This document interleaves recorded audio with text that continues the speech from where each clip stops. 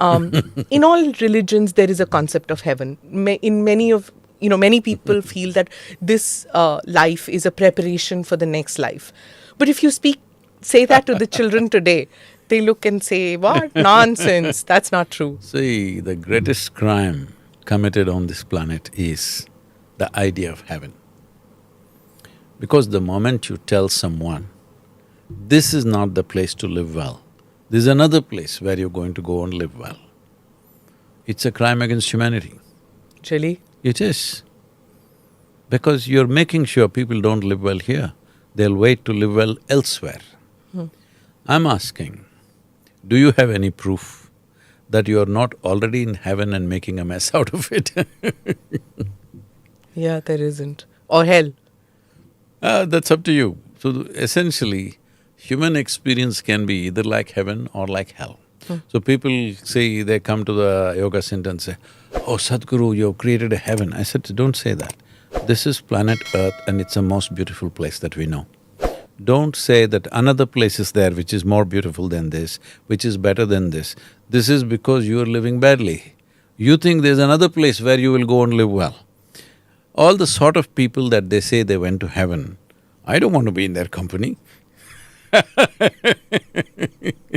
Yeah, true.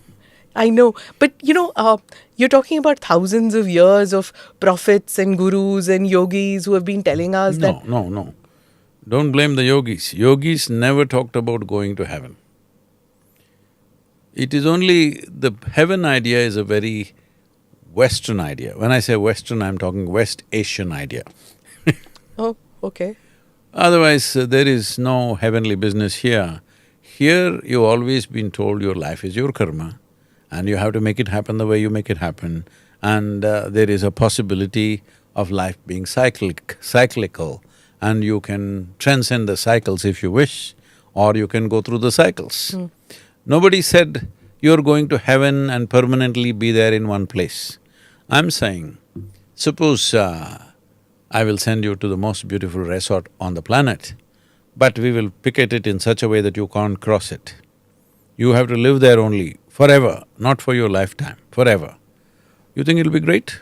It'll be just like any prison, all right? True. So this is the idea of heaven. It's supposed to be very beautiful, but once you go there, there's no way out. I don't want to go there. Yes. That brings me to one question which I was going to ask later.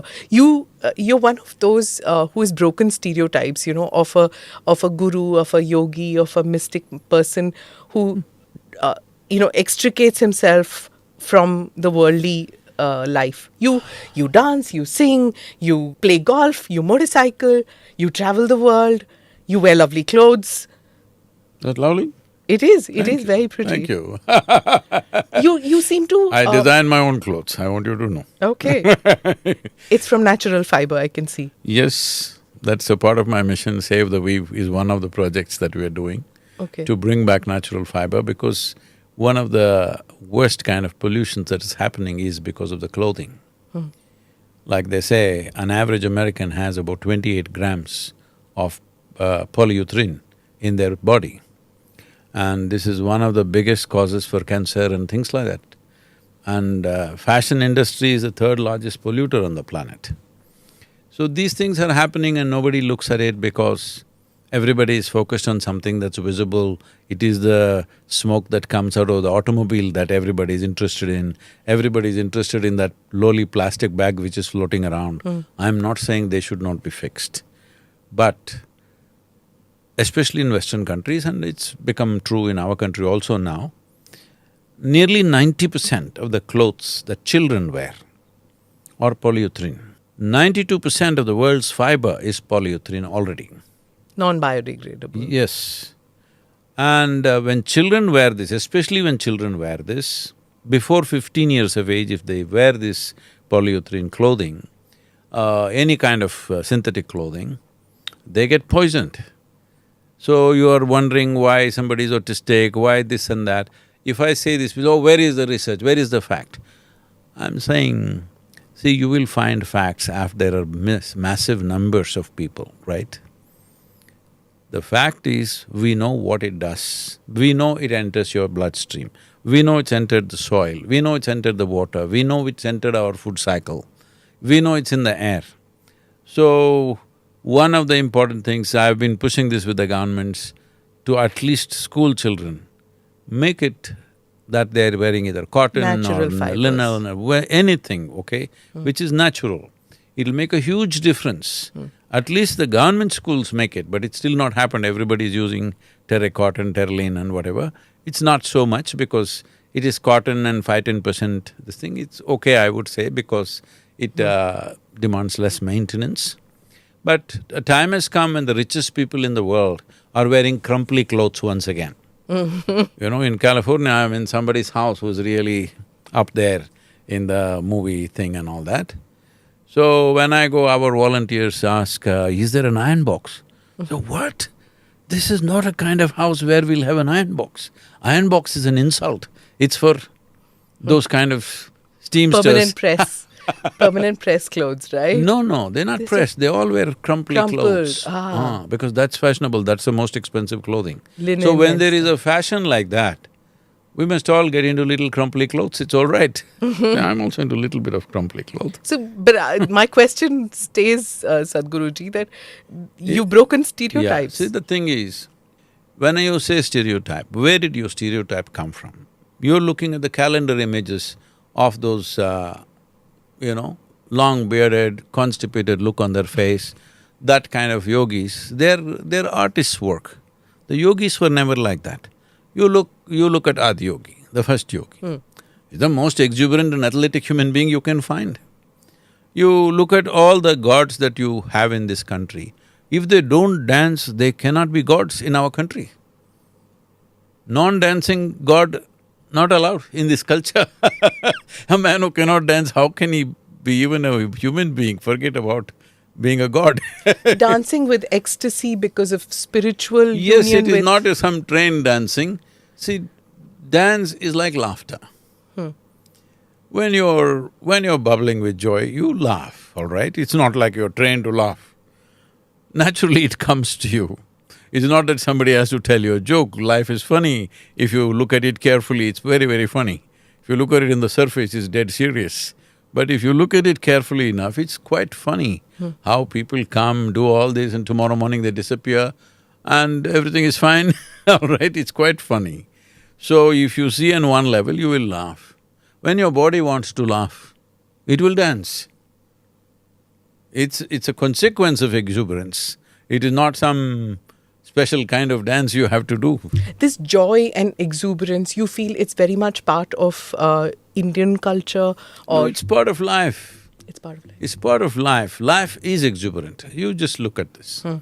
Children below, that is also unfortunately it's happening.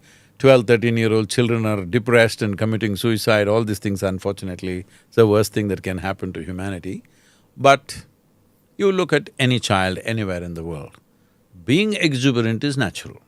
Look at a butterfly, look at a grasshopper, look at anything. Everything is exuberant. What went wrong with you is just this.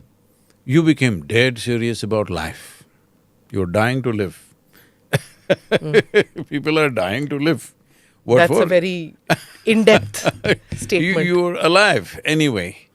And when you really look at it, how long are you alive if you look at this? Even if you live to be 100. But what potential a human being carries, it's too little. If you explore the potential. Otherwise, it may feel very long. I mean, in your own experience, you can look back and see any given day. On a day when you're very joyful, 24 hours, poof, it goes away like a moment. Someday, if you're a little frustrated or anxious or depressed about something, then 24 hours feels like a eon of time. This is because only miserable people can have a long life. Are Indians miserable by nature? Not at all. So the reason I'm asking Sadhguruji is because recently there was something that came out, the Happiness happiness… studies, nonsense, that is all.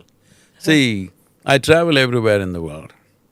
Everywhere we go, at least Western societies, if you go to Africa and all, it's different, but Western societies, if you travel, they are at many notches above us in terms of material comfort and their whatever is organization of life. But they will all in the evenings after the drink, they will all be laughing. During the work, can they laugh? When they're driving, can they laugh? Most of them can't even smile, okay? Unfortunately, in big cities in India also, it's becoming like that, but when I land in India, you will see many more smiles, brighter smiles, natural ones, not trained ones, simply bursting out. So when you were a child, at the age of 5, if you're so joyful, by the time you're 30, you should have become ecstatic if you were growing. But unfortunately, the reverse happens simply because your psychological drama overtakes the existential reality of life. Otherwise, if you pay attention to anything, a flower can engage you for the rest of your life, a leaf can engage you for the rest of your life. Why, if you pay attention, one atom can engage you for the rest of your life. It's so complex and fantastic.